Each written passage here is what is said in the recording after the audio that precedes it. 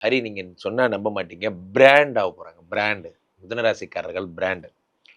எ என்ன sir brand?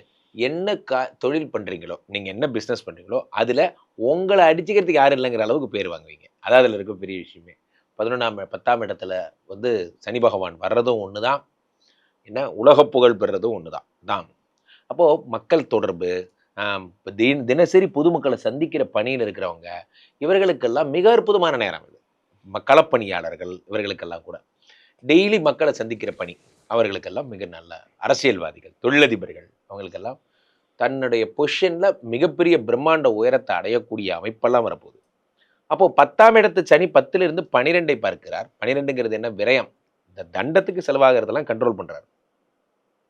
அடுத்து 10ல இருந்து 7ஆம் பார்வையாக 4ஐ பார்க்கிறார். 4ங்கிறது என்ன? வீடு, மாடு, மனை, உயர்கல்வி, உயர் பதவி. அப்போ மிதுன ராசிக்காரர்கள் வாழ்க்கையினுடைய அடுத்த படிநிலைக்கு போறாங்க. அடுத்ததா வருது பாருங்க. அங்கதான் இருக்கு ட்விஸ்ட். 7ஆம் இடத்தை பார்க்கிறார்.